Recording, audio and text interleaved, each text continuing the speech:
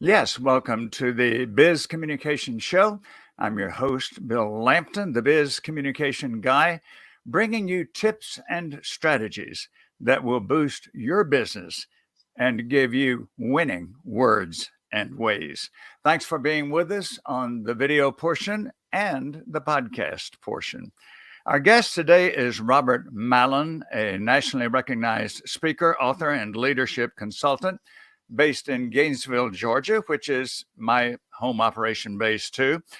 With over 30 years of business experience, Robert Mallon has won numerous awards for his management, leadership, and sales abilities. Robert has always had great passion for opening people and companies to their full potential. He has 20 years of coaching experience, and he excels at helping managers, entrepreneurs, and CEOs learn the tools they need to lead their business and, equally as important, to enjoy both their business and their free time. At the age of 18, Robert had the opportunity to work alongside a master carpenter. During that time, they had the same tools, but the master carpenter's 30 years of experience on Robert showed spectacularly. The carpenter would gracefully whip through his tools one after the other for a project and then slip them back into his belt as quickly as he pulled them out. Robert soon realized that the magic wasn't in the tools. It was how this man used the tools as an extension of himself. In the end, this man handed Robert a fundamental lesson that has followed him throughout his entire career. Good tools aren't enough if you don't know how to fully embed them into your life. Mhm. And they do next to nothing if you don't know what you want to build and how to build it properly. We welcome now Robert Mallon to the Biz Communication Show. Hello, Robert. Hey, Bill. So excited to be on today. Delighted to have you with us. And that's quite a story about that carpenter. Did you have anything to add to that? A That was life-changing lesson? many, many years ago. But as you alluded to in the introduction there, I started this business 20 years ago. So I coach and I speak and work with a lot of different types of people and a lot of different types of companies. But one thing I really did learn about that was I do not like to give like theory stuff when I'm working with my clients. I want to give them very, very specific tools that they can begin using like tomorrow, as soon as they get it. So, just like you were talking about, that guy taught me we had the exact same tools in our tool belt way back when. That was back in the 70s, but he knew how to use the tools and I did not know how to use the tools. And so I think part of my job is just to give people the right tools to grow their businesses, to actually have lives that they're very proud of, and to go through that. So I wanted to be very applicable. I'll tell you what that reminded me of. I started playing golf when I was 13 years old. I played for many, many years. I think I probably played golf longer than some people live. And during all that time, especially when I got to the place where I could afford it, I always had the best equipment. If something new and came out and my pro said this would be good for my game, I put forth those extra dollars and got it. But you know what, Robert? I don't think you ever saw my name on the PGA Tour list, No, did you? no, I didn't. I Did not. had I had the tools, but that's not all it takes. It's a great lesson. And speaking of lessons, one of the one of the great lessons we can learn from you is how your stellar career in business prepared you for what you are doing now. You've been coaching business people, business leaders, business entrepreneurs, managers, and supervisors for 20 years now. You didn't get to that point just by taking a correspondence course or a weekend seminar somewhere. Mhm. So, talk to us, please, about your years in the restaurant business, one of the toughest businesses in the world to survive in. Talk to us about that and tell us how. I know you had at one point working with Chili's restaurants, you had 80 to 100 employees. Tell us, please, 2 or 3 of the key communication skills that helped you be extra productive and also have a team bonded together. What were your communication strategies for Let that? me go through that. And I actually had about 25 years. So I started with a company called Steak and Ale Restaurants way back in the day, back in the 70s. I And remember them quite well. yeah, Yes. great company. But actually, most of the big restaurant companies now are run by ex Steak and Ale people. And I know most of them that are still doing that. But a couple of things that I learned, with Brinker, which is Chili's and Macaroni Grill and On the Board, have restaurants all over the Southeast. A couple of things I used to give, I was very good at giving feedback, and I taught people underneath me to give their people feedback too. And there was a little tip that I used called LB/NT, LBNT. And if you could imagine, I don't have one in front of me, but like a three, actually I do. Let's pretend that you have like a 3x5 card like this.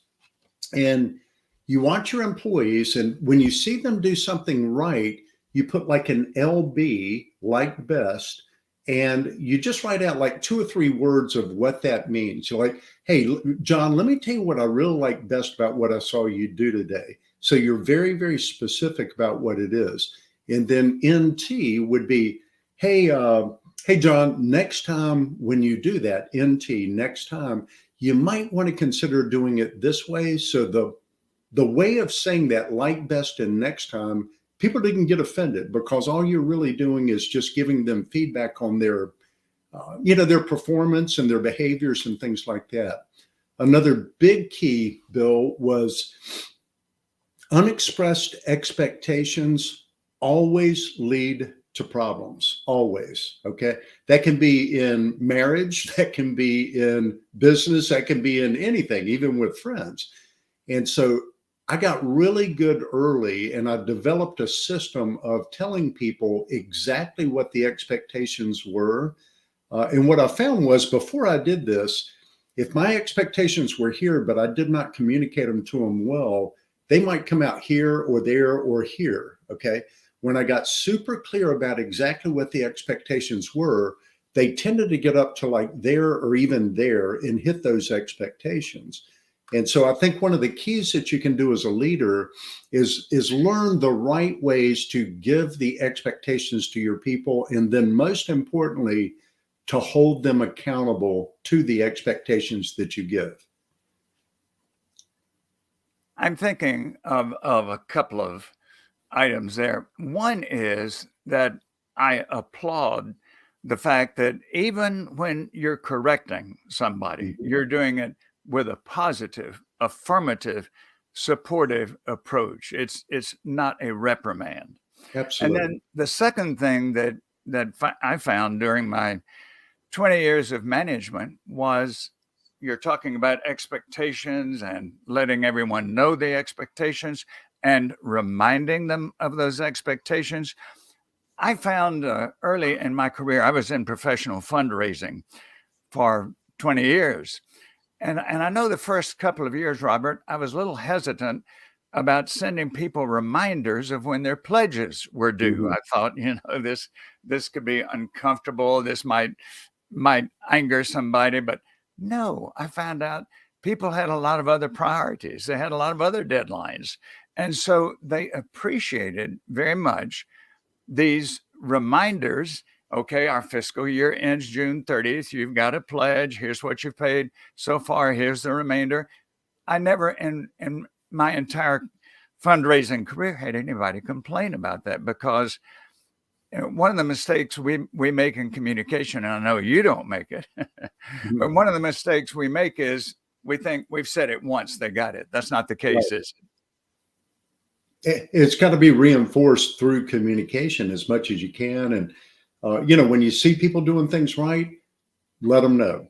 When you see people doing things not quite as right as they could be, let them know. And that's what people don't like to do, because I think the big problem is people, I like to say it's like a balance beam, like a gymnast is on.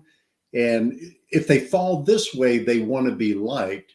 If they fall this way, they want to be respected. But most, by holding people accountable. Most people tend to fall this way, and they want to be liked, so they keep their mouth shut. Okay. I'll just say this to you. If you do that as a leader, they will not respect you, and they'll talk behind your back because they know that they're getting away with things. But if you tend to lean towards this way, with holding people accountable to the expectations, they're going to respect you. And by the way, if they also like you, that's the best of both worlds, when you have the like and the respect as a leader. These index card system that you came up with, was that your original idea, those initials and what it I think meant? it was. That was probably, Bill, I'm thinking late 70s. So that was 40 years ago. And I don't know if anybody ever told me that, or if I would. I'll have to give credit to somebody, because I'm probably not smart enough to have done that. But I don't remember the first time I did it, actually. One other point that brings to mind to me is I have a professional friend who quite a few years ago started working with companies trying to get them away from annual performance appraisals Mhm. as Mhm. the only time that you let an employee know how Mhm. he or she was doing. And what this consultant friend of mine said was, if somebody comes in and you haven't told them in a year what's going on, and you suddenly are throwing the book at them, it's such a shock, and it's really unfair. Totally, totally, totally. And I'm so glad you brought that up, because let's go back to this little system. And obviously, when we started getting more electronic stuff, I didn't do 3x5 cards, but let's pretend that once a month you just watch one employee a little part of a day, and just kind of listen to them and answer the phones or whatever it is that they're doing. And then you write down a number of LBs and NTs on there, and then talk with them about that. Maybe it's a 5-minute conversation. Okay.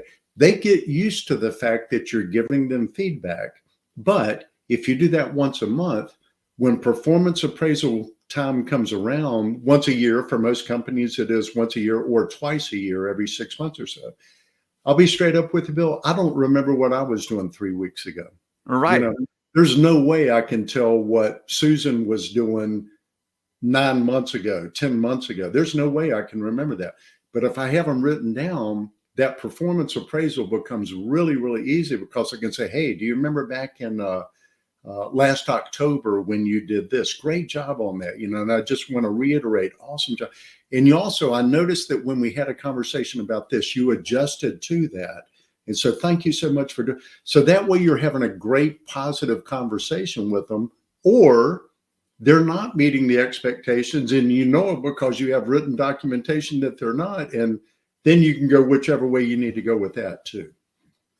Robert, we're going to be back in just a few seconds, and I'm going to ask you about the virtual coaching that you do. Okay. Be back shortly. Do you wish you felt confident about giving speeches? Do you want to deal with difficult people constructively? And what about becoming more persuasive in sales? Then keep listening now to Dr. Bill Lampton. He spent 20 years in management, so he knows the communication skills you need for success. I urge you to call the Biz Communication Guy today for a no-cost but very valuable 30-minute discussion about your communication challenges. Call now, 678-316-4300. Again, that's 678-316-4300.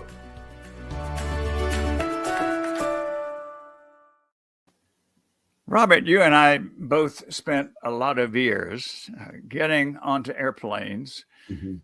Catching shuttle buses, staying in hotels, and speaking to groups, directing maybe a keynote speech, 1 or 2 hour seminar, sometimes even an all-day seminar. The last time I talked with you, when I was inviting you to be on the Biz Communication Show, you said that practically all of what you're doing now, and you were doing this even before COVID sort of forced the others to look into the possibilities, practically all of the coaching and teaching that you're doing is virtual. It's online.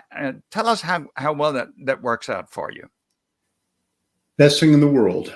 I started this business actually January 2003. So it was 20 years ago, a couple of months ago now.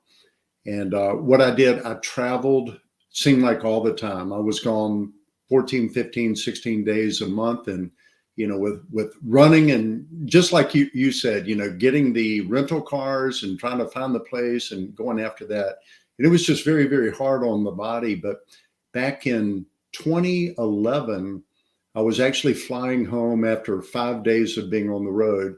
It was a Friday night. We were supposed to arrive in Atlanta about 9:30, and there was real bad storms. I will never forget this night, but we circled Atlanta, then went back up to Chattanooga and landed a refuel, and then came back down.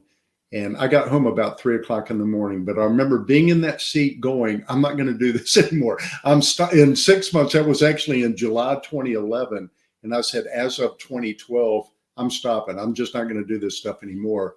So I discovered Skype. I think it was Skype back in 2014. And I just moved all of my clients to that. And now I use Zoom, have been using Zoom since 2014, 2015. And like every day, 5 days a week, I've got about 6 or 7 clients that I work with every day for about 55 minutes each time.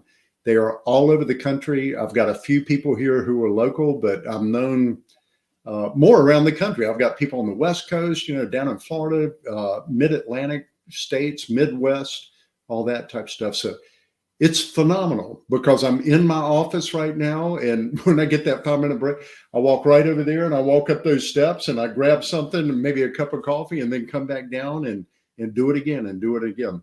The best thing I've ever done, but we did it early with the company. So when COVID came around, I didn't know what was going to happen, just like anybody else. I guess it was March, April of 2020. I was thinking, what's going to happen? But all of my clients already knew how to do this. And as a matter of fact, the last 3 years have been the best business career years I've ever had in my whole life. It's just completely filled up because of the virtual. I'll tell you what I was thinking yesterday. I looked at my car and I thought of how long it would take me to get, say, to a client in San Francisco. Mm-hmm. And then I looked at the mouse that I control the computer with. Absolutely. And I said, mouse, you are one heck of a lot faster than that car. You and I both welcome these opportunities. I was a guy who came into the technology age.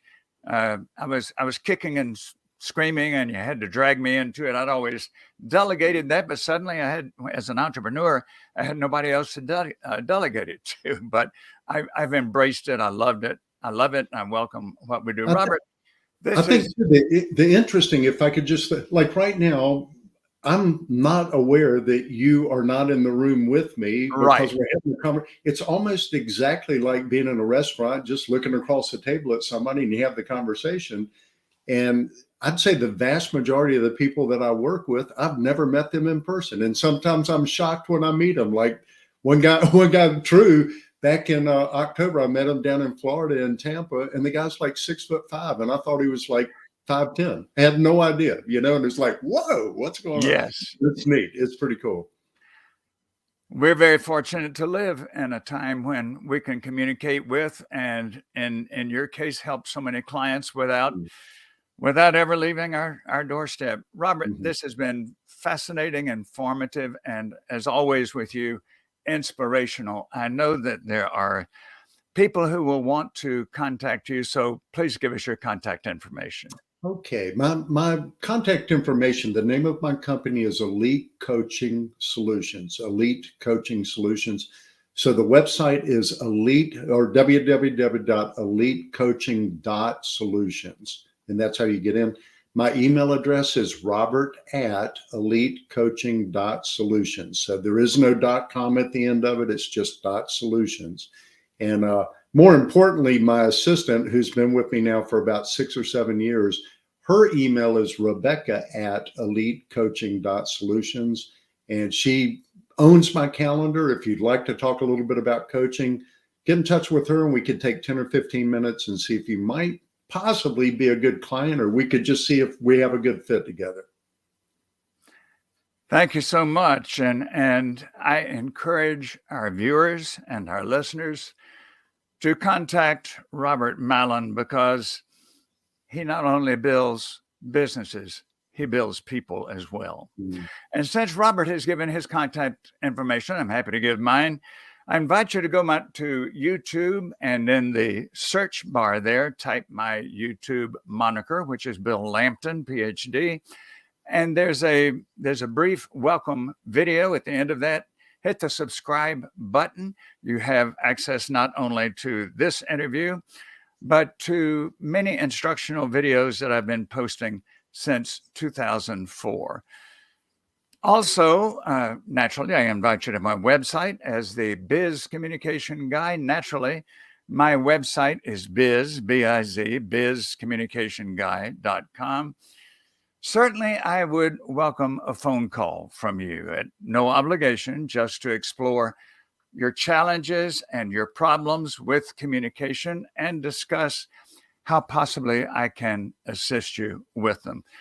Robert, would you bring this all together with a closing thought for us, please? I'll just say this, Bill. You and I don't get to see each other too often, but I love what you do and I love being with you. And I'm just so excited to be on this call with you today. So thank you for inviting me to be on the show. Thank you for being here. We'll do that again down the road, as we say here in the Georgia area. Thanks to those of you who joined us on the Biz Communication Show on video and on the podcast. We know that you did learn valuable tips and strategies from Robert Mallon, and certainly winning words and ways. Be with us again soon.